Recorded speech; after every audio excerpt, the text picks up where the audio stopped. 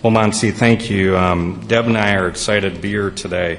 But when I think about the Leman conference and doing this talk with Bob, about Bob or with Bob, I got to go back to when I started vet school. Barry Kirkhart and I started together at STSU.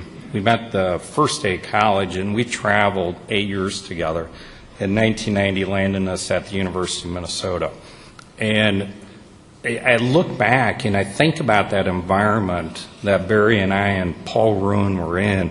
And when you think about it, you had Bob Morrison, Carlos Pijuan, Han Suju, Gary Dow, Will Marshall, obviously Jim Collins, Tom Molitor. But the real amazing part was the graduate students that we were able to interact with and work on their projects. Scott D., Bill Christensen, Mystery Pig Disease, Jerry Torson, Dale Paulson, Mark Weaver, Barry Wiseman, Peter Davies, Peter Bonson, and the list goes on and on and on. And the amount of international visitors, and I just reflect on that time and working with Bob and the team there, and I mean, it was truly, I was blessed with amazing experience to have that type of influence for those 4 amazing years. So just thank you to Bob and everybody else and Carlos who can't be here with us today. So with that, I'm going to give you an overview of who we are and what we are. So we're just going to tell our story.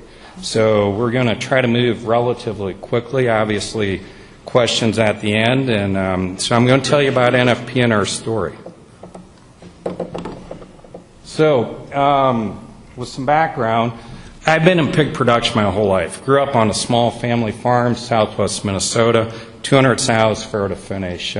Obviously, graduated from the University of Minnesota in 1994, and I got to tell our story though. It's an interesting story. So we'll get to the timeline, and I'll back up here a little bit. But this is where we started. First office, 1994. And we started with a blazer, a swine trailer, and $80,000 of cash.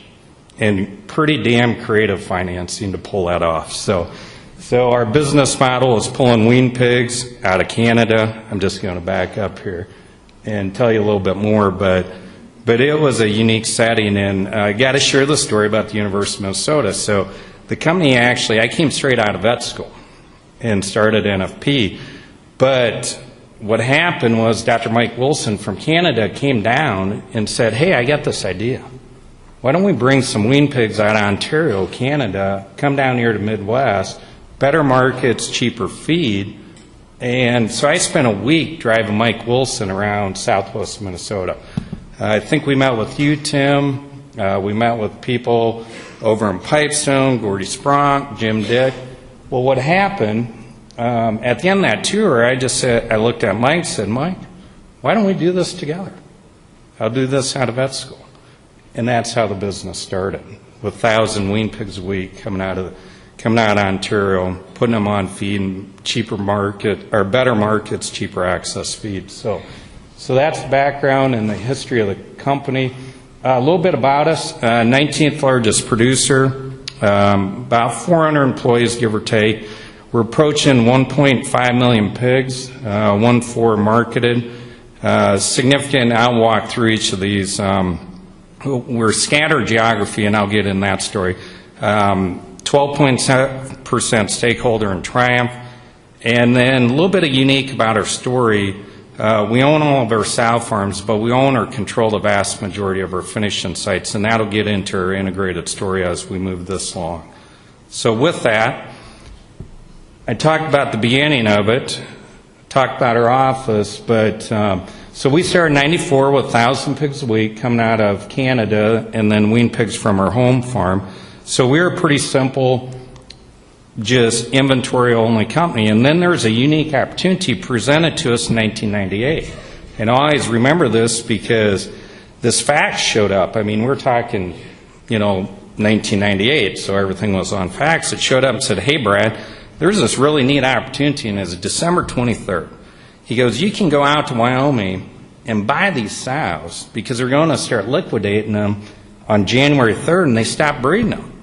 And I'm like, So I go in, talk to my beautiful wife, Megan. She goes, hell no, you ain't going. It's December 23rd. So I went on December 26th, and we bought that inventory on January 3rd. And, you know, Randy, you'll love this one. The sows were 8 cents a pound.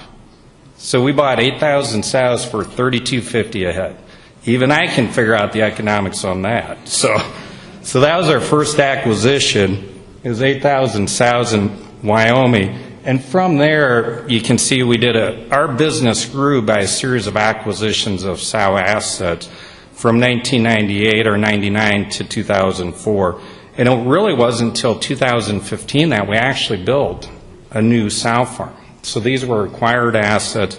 And that's what spread us out from the geography-wise, why we're from Wyoming to Indiana. So if you look at this map, you know, we're from southeastern Wyoming all the way to Indiana. The sows are on the fringe. Now, in happenstance, we just got lucky because those sows are in very isolated areas. The system is 100% PRRS negative today. Half of it's mycoplasma negative, but by happenstance, we were able to put together a very high health system that works for us very well. But with that, we bring all the pigs back to the Midwest. Once again, access to the markets and access cheaper feed. So sows on the fringe, high health areas, bring all the growing herd back. In most of these barns, Deb, you can drive to them within an hour of Jackson, Minnesota. So with that, obviously with the integrated model, these are just our feed mills, predominantly located around the growing herds. And one of our main mills in Esterville, Iowa, just put this up here, show the grain storage. That's going to get a little bit into our story on the land side of it as we go forward, but there's 3.5 million of grain storage there, and we do about 206,000 ton of feed out of that mill. As we speak, if we'd go on our webcam, this is a new feed mill that's coming out of the ground in Round Lake, Minnesota. So it's they started slipping it at 7 a.m. this morning, and that'll be slipped to 155 feet over the next 6 days. So when I leave here, I'm heading there. So it's a pretty exciting project. With this, and I'm going to repeat this theme, and Kyle is telling in the audience here, and he can test this. We're very committed to the R&D part of our business, and without this R&D, we would never have advanced to where we're at today. And Kyle did wonderful work for us. Chad Hasted has overseen that. We complete about 20 projects, but it's this discipline that has helped us move forward in other ventures as we looked at expanding our business in different directions. Also within that is the Triumph, we call it the Quirk Committee, but that's where we look at the integrated value, the live operations, all the way through the plant. So with that, I think our commitment to research continues to help us, keeping us at the forefront and on the cutting edge. So with that, I'm going to tell some other stories. So we talked about live operations, how we grew that, how we moved that forward, but I want to talk about some of the integration and reverse integration. So in 2008, we started our own construction company, and over that time period, we built about 800,000 growing pig spaces. Cute story here, this was our second office, not that building, but because our second office, we outgrew it, construction had to move into that garage. And that team built 160,000 finishing spaces in 2 years out of that garage. So it's just kind of that rock and roll, get going, you're growing type environment. But one of the most important decisions we ever made was to make the commitment to become forward integrated on the pork processing standpoint. In those conversations, I mean, they went all the way back to 1998. When pigs went to 8 cents, okay, we need a different business model because what we're doing is not going to be sustainable. So we made the commitment in 1998 to integrate pretty much with the same cast characters that are in it today. And some things didn't quite work out. We kind of not broke up as a group, but kind of went our own ways. And then the meltdown in 2002, 2003 brought us back together. When farmland declared bankruptcy and we were supplying them pigs, we looked at the opportunity of buying farmland is too big. Gave a call to Bob Christensen, said, hey, we're working on this plan. He said, hey, I'm working on the same plan. Let's get back together. And that's really how Triumph Foods was started. And Organized No. 3, these are the partners in the company. And as Deb has shared with me, you know, Seaboard has been up here in Christensen, so I'm not going to go through a lot of detail here. But so we got going 03, cut a deal with Seaboard Foods, sell all the product, and began operations in 06. Obviously, a state-of-the-art facility, significant capacities. It's really, at that point in time, is the largest double-shift plant, except for the Tar Heel plant, with those type of capacities at about 6.1 to 6.2 process per year. Lots robotics in it today. But these are some of the brands that we've been marketing under. St. Joe pork, that's specific for the Japanese market, and you can see the Japanese brand down below that. So with Triumph Foods, what made a lot of sense to us, we have a great partner in Seaboard Foods, and they presented us with the opportunity to invest with them in Daly's Premium Meats, premium bacon company. So we took that opportunity and we entered into a 50-50 joint venture, purchased half the company, and since that point in time we've been able to significantly grow that business and really increased integrated margins almost by 50% just by growing that business and thinking about integrated strategies. So we're pretty excited about that. We constructed a new bacon plant literally right across the road from Triumph Foods, St. Joe, Missouri. So it's a beautiful story. You bring a customer there, they go through the brand new bacon plant, they walk across the road, they go through the pork plant, you know, produce our own fully integrated story. And that's allowed us to pick up some extremely high-value customers over the last 18, 24 months. So we're pretty excited about that.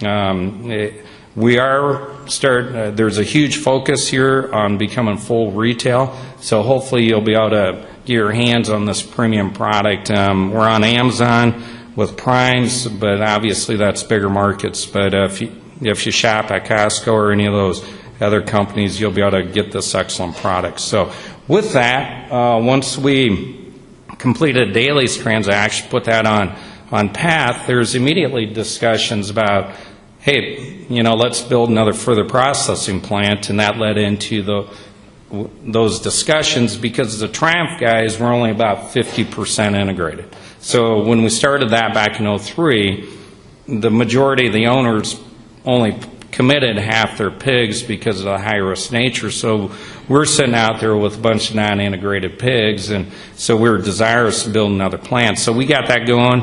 The plant opened about a year ago today, and we're looking at throwing the switch on second shift probably middle October. So we're pretty excited about moving that forward. And just picture the plant down in Sioux City, and an overview. And obviously these are challenges to get up and going, but we're excited about throwing the switch on second shift here. So now I'm going to talk a little bit different.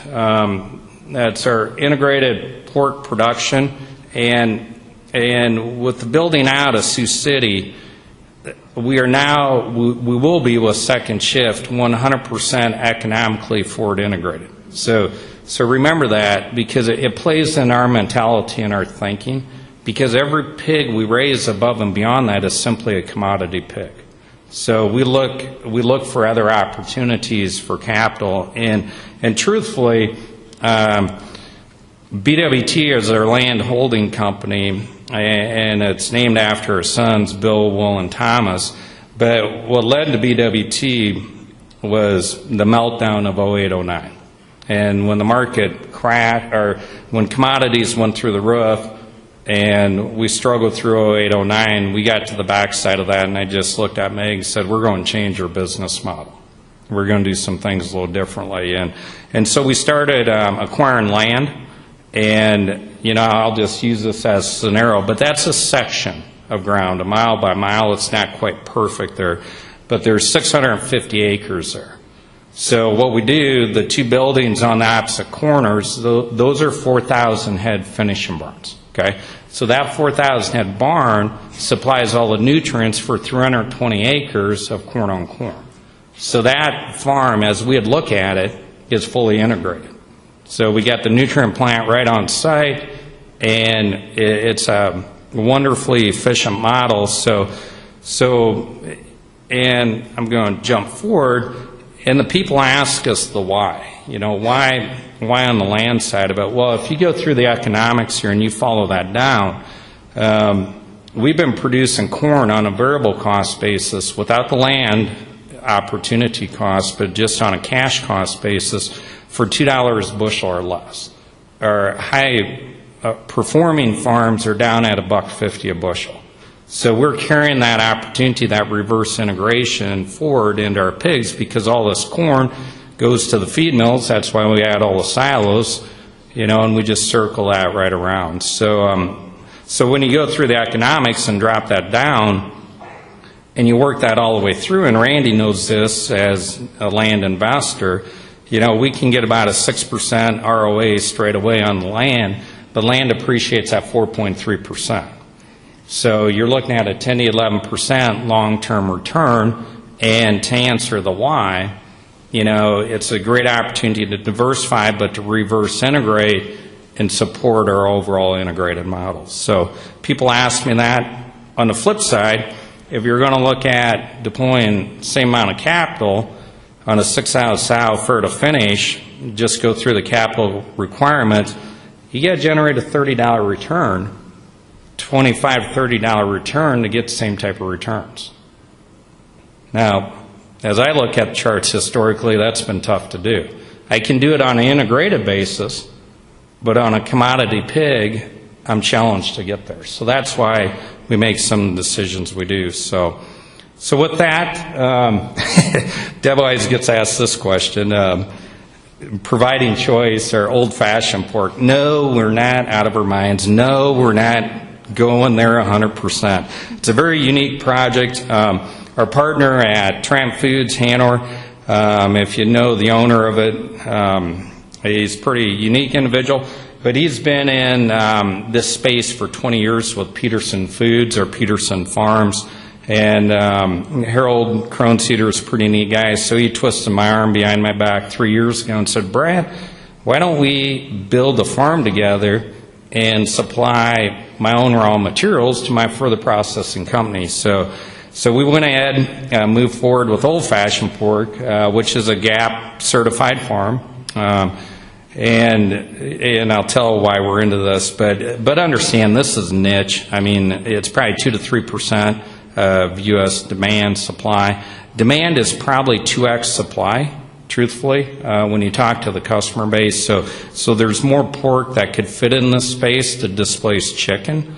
But this was an interesting and challenging project. But the reason we're there, $7, $8 a pound retail. So as we go through it, just talk about the farm. It's 1,400 sow fur to wean, located in the middle of nowhere in Wisconsin. There's a reason we're in Wisconsin. There's no pigs in Wisconsin. So I think our closest pigs are 30, 40 miles, Deb. So we're just getting there, getting this thing built out.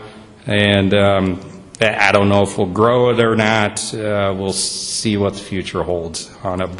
But Deb gets a lot of questions, so I wanted to share that with the audience. But I was looking at my sales report last week, Randy, and I'll tell you what, I got these Western Corn Belt Plus pigs, you know, and they're bringing $90 a head, okay?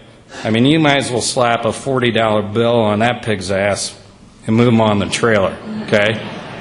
These OFP pigs, $215 a head.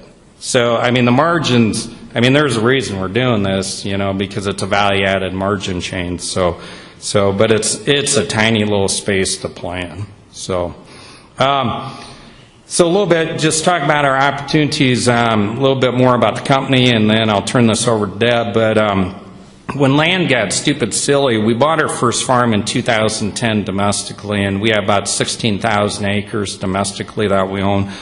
But when land got really stupid silly in 13, we were presented with an opportunity to invest in Belize. And for people that don't know where this is at, it's right underneath Cancun, Mexico, in the Caribbean. So it's up against Mexico, Guatemala, on the west and south side. So we acquired 11,000 acres down there. It was bush, so there's nothing there, no roads, no electricity. And so we've been working to develop that, with their business model. Once again, it's a food production, human consumption.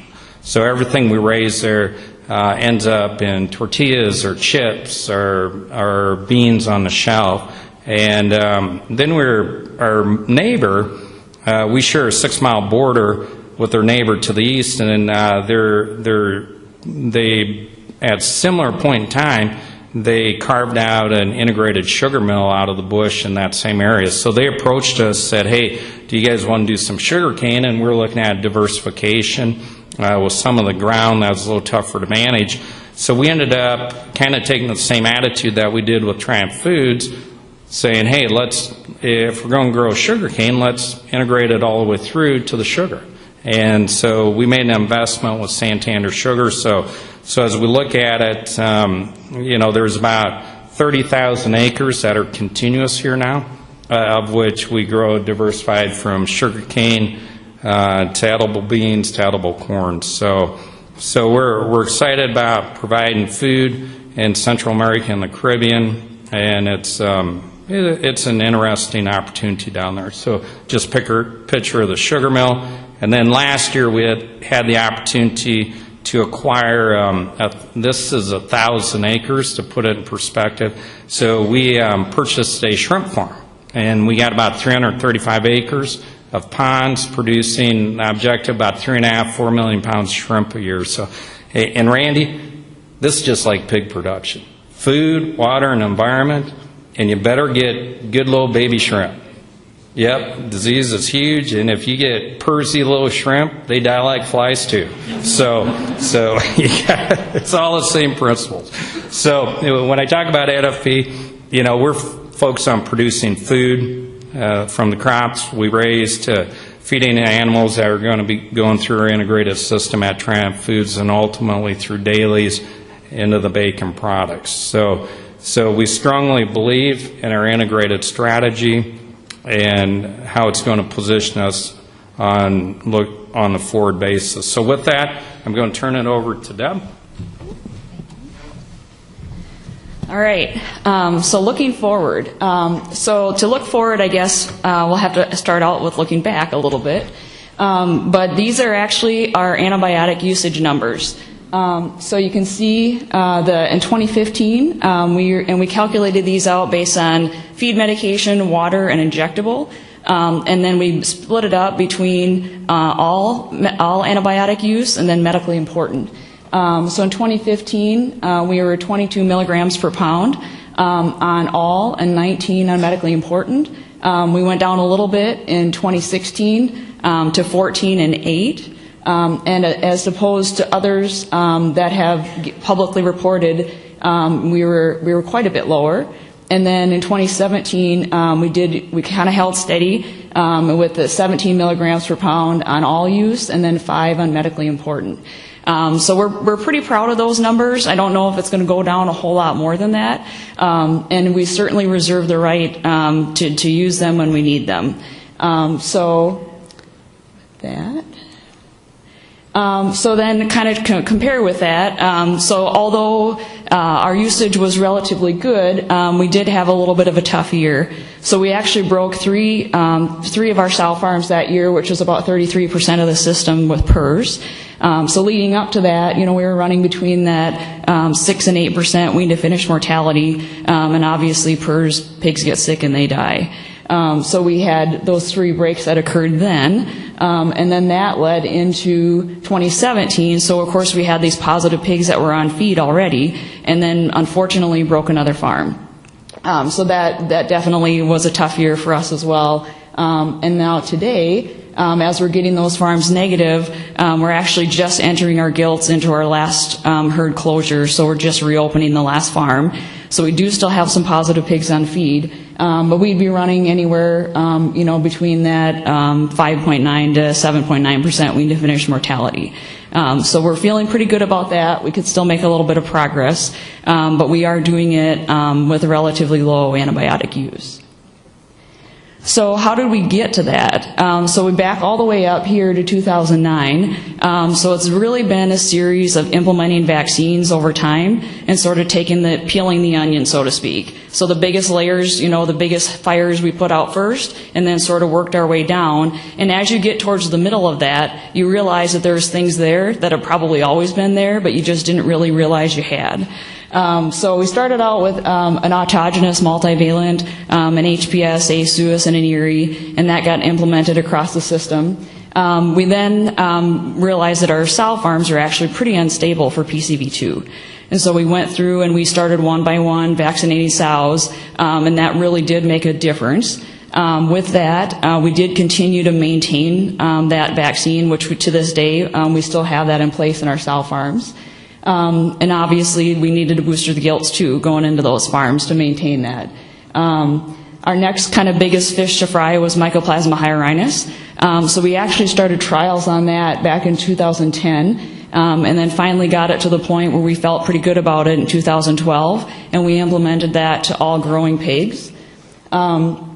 In addition, we started vaccinating all of our pigs that were high risk, which more or less is all of our pigs, for PRRS MLV. And that really has kind of taken the peaks and valleys out. So before, you get a lateral PRRS in and it would be a bit of a blow up, high mortality, hard to keep up with that. And that PRRS vaccination really has helped steady that out. We didn't keep adding only. We did take one thing away, and that was actually our pre-Pharaoh influenza vaccine. We did pull out. We did add, again, I mentioned the hyarinus vaccine to the growing pigs.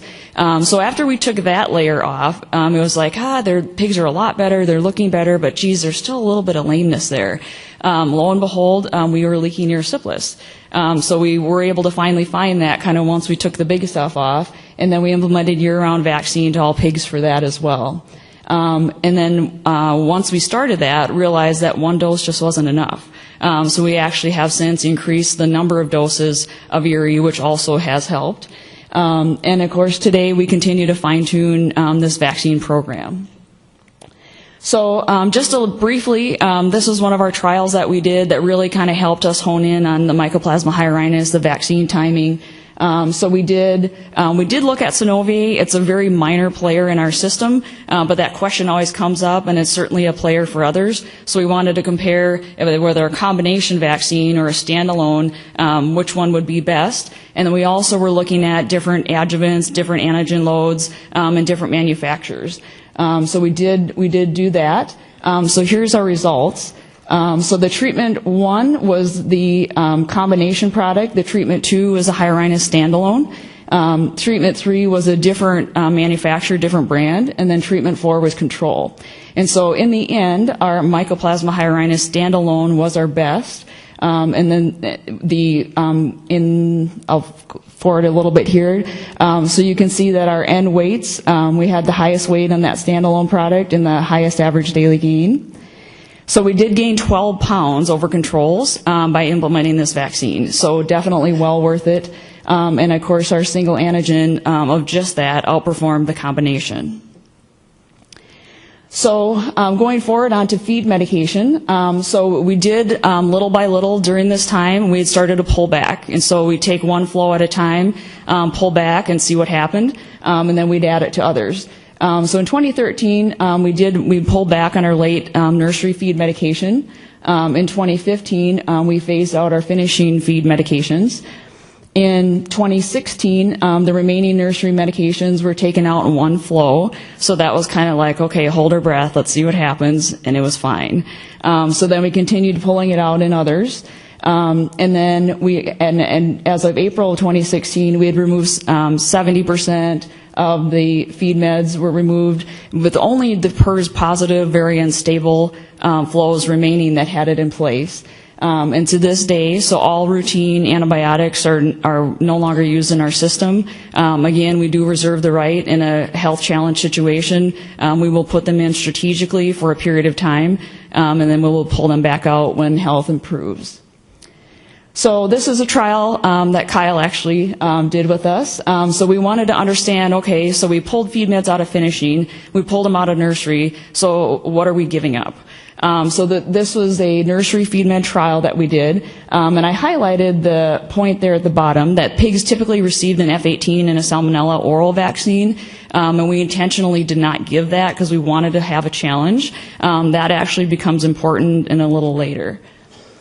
So in the end, we did have what at first glance appeared to be lighter pigs on our controls, and on our treatment C actually had the heaviest weights. However, if you look at the mortality, our controls actually had the least mortality. And so what we ended up doing is we ended up losing the bottom end. And so that really changed the numbers.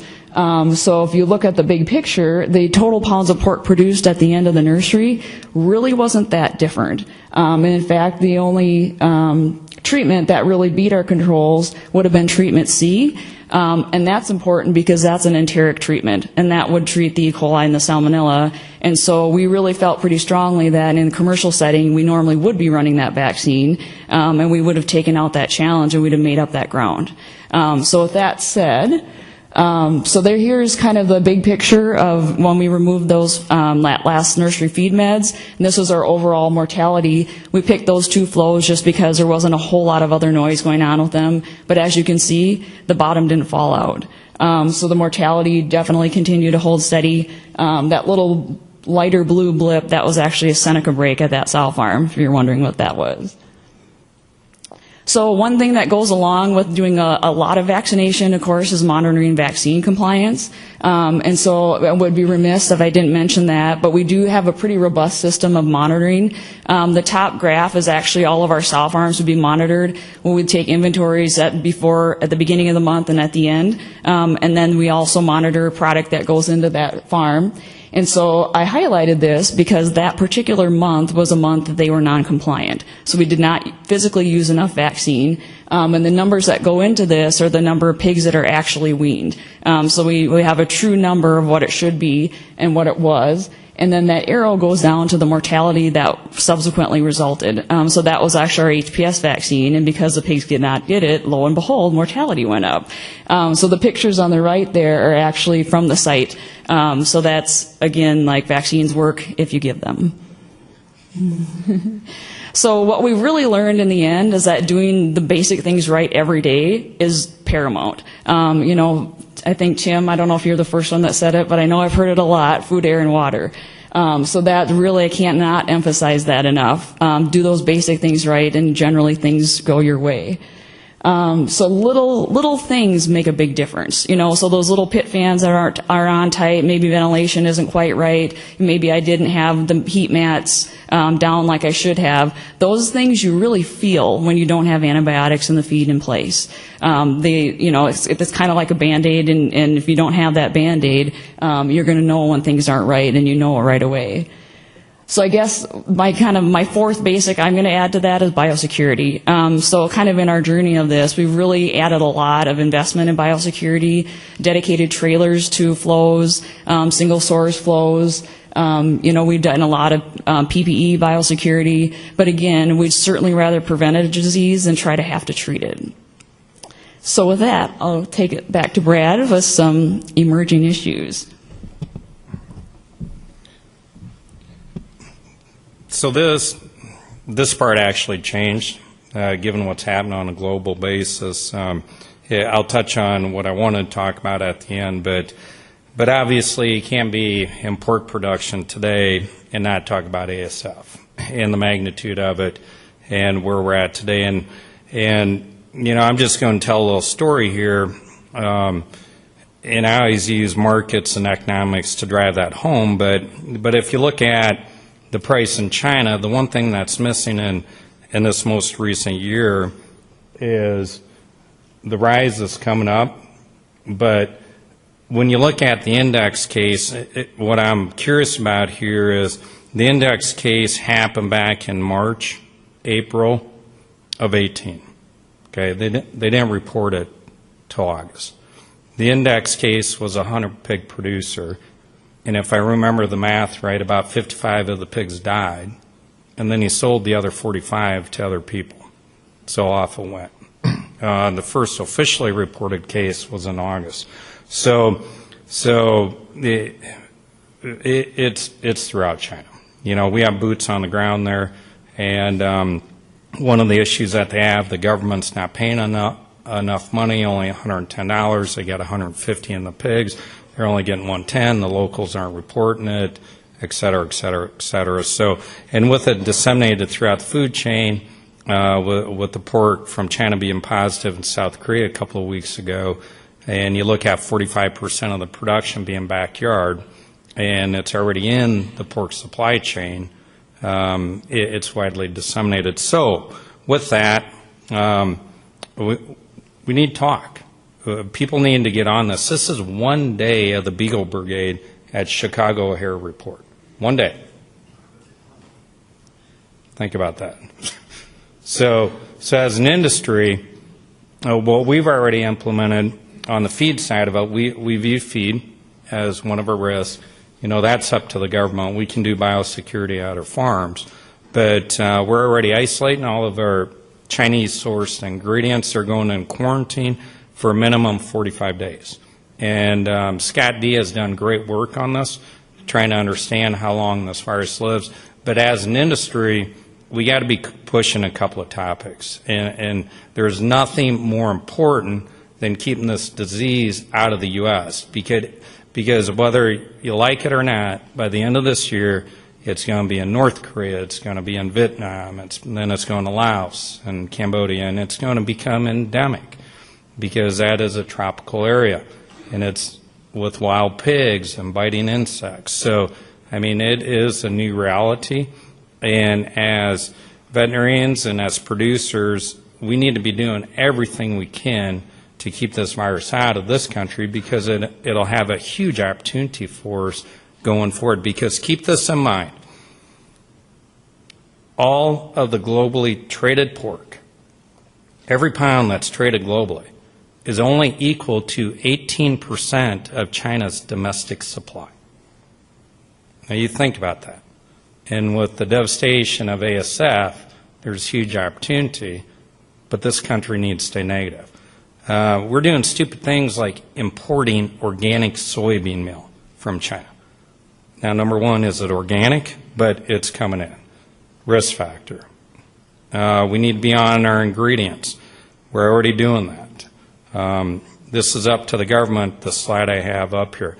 Other foolishness, why are we importing pork products from countries that are positive, like Poland? We're bringing in fresh bellies and fresh ribs. And how does that make sense now that Belgium is positive? So somewhere in Poland there's a negative area? I don't, Tim, I don't understand this. But anyways, it's huge risk, and we need to stay on top of it. But moving forward, and there's going to be plenty of discussion, the one area I was going to talk about, but I'm going to keep it really brief. When I look at disruptive technologies and things that can change and hurt our business model, fake meat's a real deal. And I'm going to give you some facts here at the end and some opportunities. There's probably going to be some programs out there that we look at trying to address this, but it's a busy space. And there's some big companies involved in it, these CPG companies with a lot of money going behind it. So if you look at the people supporting it, obviously, there's a lot of different reasons, and there's two categories. There's plant-based, which is out there today, the cell-cultured, whether that can ever get there, who knows. But the one area that I want to talk about, it's 20% growth year over year. Plant-based sales, 24%, same period. And when you look at it, the real disturbing part to me is if you look at milk, okay, fluid milk has dropped 30% in consumption fluid white milk has dropped 30% consumption over the last decade, of which over 50% of that was chewed up by milk alternatives. So if you don't think that these products can't disrupt our marketplace, I think you're kidding yourself. You're being foolish about that. So it's something to keep an eye on. Hopefully we get the truth out there about these products. I just love the Beyond Meat burger at TGI Fridays. You go through and look at it, and it has more calories than the double cheeseburger. You know, it's like 1,530 calories, and I'm like, you know, why are people eating this? But anyway, so close with, you know, we're very confident in our integration strategy, and I truly believe if you look at what Deb has done for a company on antibiotic usage, you look at a row crop and how we use the manure nutrients to drive that cost structure and put that back in the soil to grow excellent crops. I mean, we truly believe we're probably one of the most sustainable integrated food production companies on the planet. So with that, I'd like to thank you.